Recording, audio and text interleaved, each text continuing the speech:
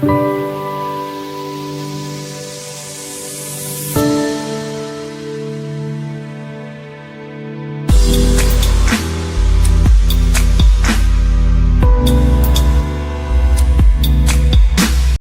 welcome to yet another discussion on GATE Electronics and Communication network related papers.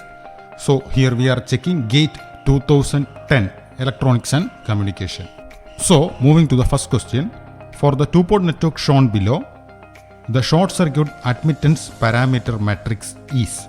We have to calculate the short circuit admittance parameter matrix, that is matrix Y equal to, here it is given as impedance, so we have to take the inverse of the impedance to obtain admittance. For the node 1, the total admittance therefore is 1 by 0.5 plus again another 1 by 0.5, right? Next, Y12. Node 1 sharing with node 2 is with the help of a 1 by 0.5 admittance. So 1 by 0.5. But remember that for two-port network, currents are entering to the circuit. So from node 1 current is moving in this direction, from node 2 current is moving in this direction, so they are opposing and the sign is negative. Here also that means Y21 also minus 1 by 0.5, right?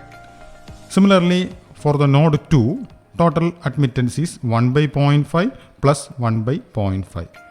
So that is 1 by 0.5 is 2, 2 plus 2 is 4, here it is minus 2, here it is minus 2, and the last one is 4. So the option is A. Next, moving to another question. For a parallel RLC circuit, which one of the following statements is not correct? Not correct. First one, the bandwidth of the circuit decreases if R is increased. Right? For a parallel RLC circuit, bandwidth is inversely related to resistance. So it is correct one. Right? Second one, the bandwidth of the circuit remains same if L is increased. That is also a true factor because bandwidth is independent of L, right? Independent of inductor. Third one, at a resonance, input impedance is a real quantity. Yeah, input impedance is a real quantity because at resonance, the impedance turns out to be only resistance, right? So option C is also a valid one. It's a correct one. And checking option D, at resonance, the magnitude of input impedance attains its minimum value. But for parallel RLC circuit, the input impedance or the magnitude of input impedance is maximum, right? So at a resonance, for a parallel case, input impedance is maximum.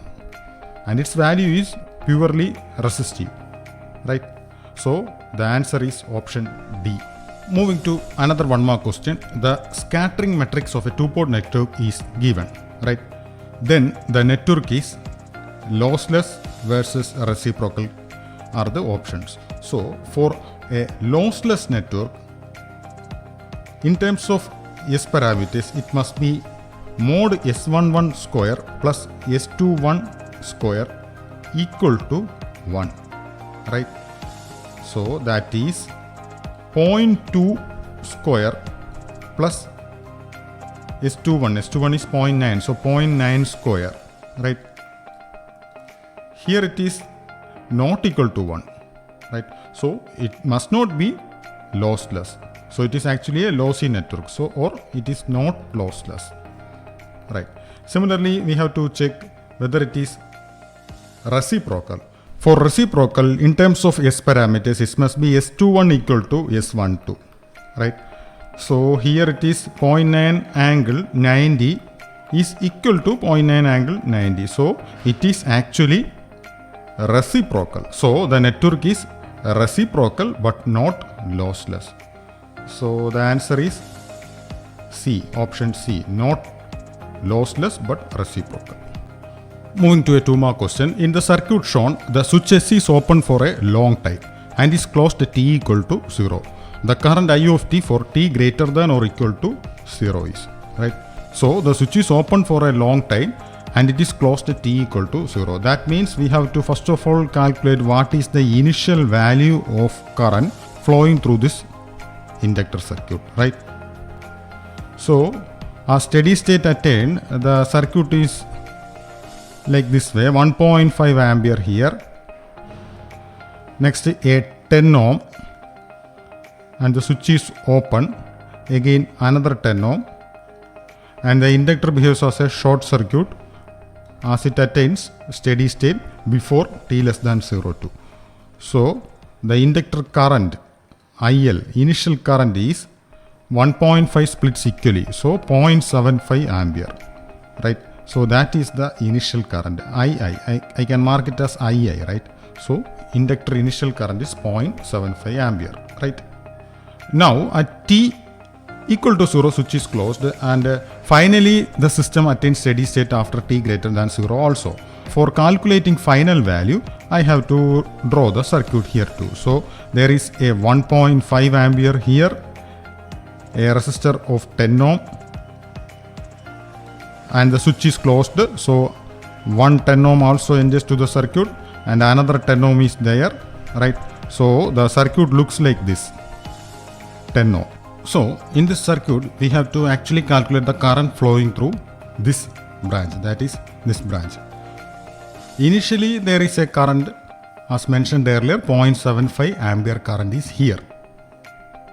So we have to calculate the current flowing through this 10 ohm resistance. So the actual initial current flowing through this branch, earlier we have evaluated the initial current offered by the inductor.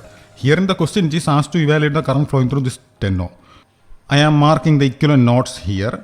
A 1.5 current, 1.5 ampere current is entering this node and a 10 ohm resistance is here. Again another 10 ohm resistance is here and another 10 ohm resistance here is here.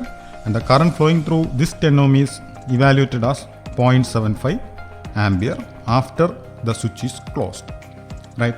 So the current flowing through this 10 ohm, right, flowing through this 10 ohm is have to be evaluated. That is balance of 1.5 and 0.75, that is 0.75 ampere current is going through these two resistance. Being identical resistance, the current flowing through the switch containing branch is 0.75, that is 1.5 minus 0.75 is 0.75 divided by 2 as it is identical resistance. So that turns out to be 0.375 ampere current. 0.375 ampere current is flowing downwards after the switch is closed. This is actually the initial value of current that is flowing in this branch and we have to evaluate the current flowing through this branch.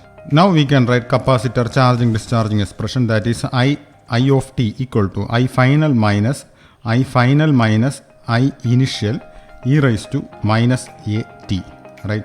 Here the final current is earlierly evaluated as 0.5, right?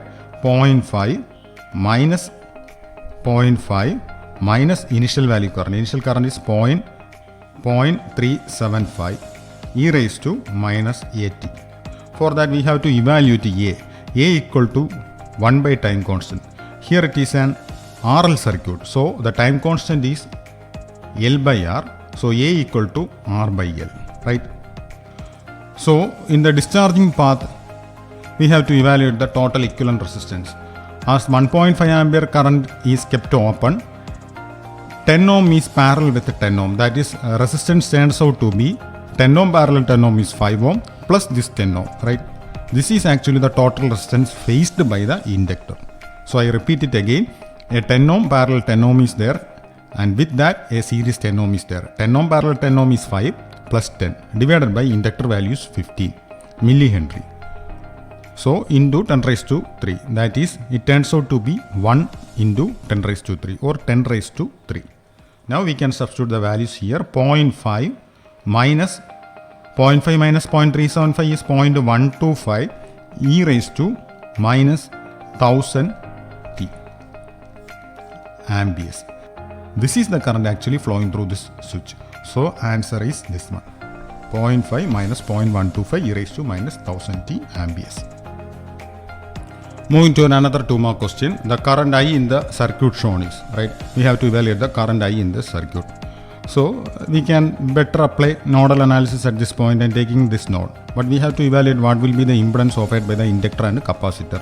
For the inductor, j omega L, that is j into omega is 10 raised to 3. L is given as 20 millihenry. So 20 into 10 raised to minus 3. That turns out to be J20. Right. J20 ohm for the inductor. Similarly, for the capacitor side, that is 1 by j omega c equal to minus j by omega. Omega is 10 raised to 3, c is 50 microfarad, so 50 into 10 raised to minus 6, that is minus j by 50. On numerator side it is 10 raised to 3. So 10 raised to 3, that is 1000 by 50 is minus j 20, right? That is minus j 20 ohm. Now we can write the node analysis, right? I am taking this node V minus 20, right? As angle is mentioned as 0, V minus 20 divided by the resistance offered by the inductor, that is J20 plus V by 1. V by 1 is the actual current we have to evaluate, plus V divided by the impedance offered by the capacitor, that is V by minus J20 equal to 0. Now we can take V as common, that is 1 by J20 minus 1 by J20, right, plus 1 equal to J. So V turns out to be V into 1 equal to J. As V equal to J and we have to evaluate I. I is V by 1. V is J. So I turns out to be J ampere. So answer is B, J 1 ampere. Now moving to another 2-mark question. In the circuit shown, the power supplied by the voltage source is, right? So I am redrawing the figure.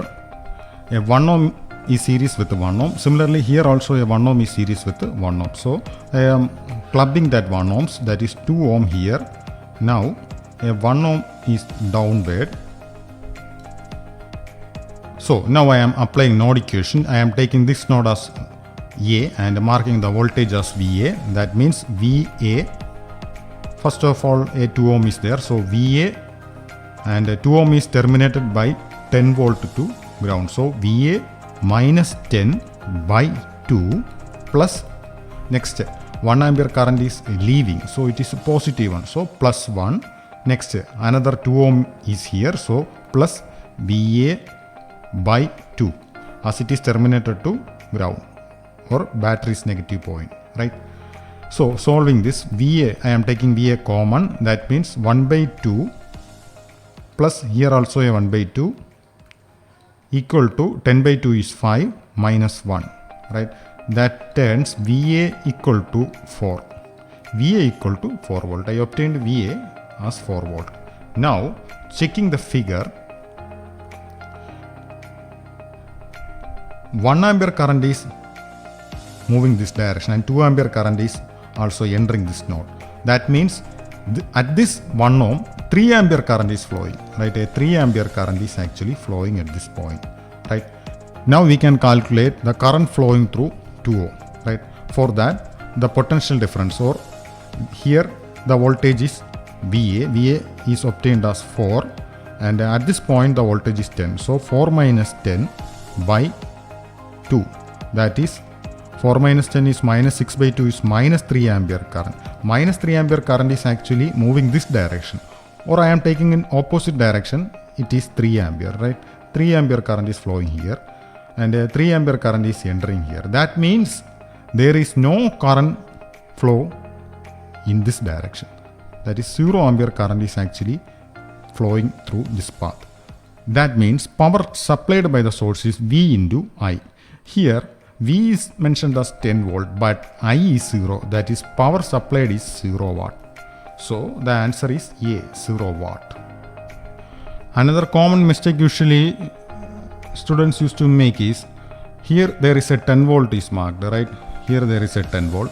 That means the voltage splits equally at these two terminals. That is the voltage across this 2 ohm, 1 ohm plus 1 ohm is 5 volt, and similarly voltage across another set is 5 volt. That means the current flowing through this branch turns out to be 5 by 2 is 2.5. 2.5 ampere current is flowing this direction. Similarly 2.5 current is flowing this direction. But this assumption tends to be wrong because a current source is associated with this branch also. So we cannot take as such because there is a current source associated with this branch, right? So for more gate tutorials, subscribe my channel. Now I am signing out till we meet again with another gate paper. Thank you.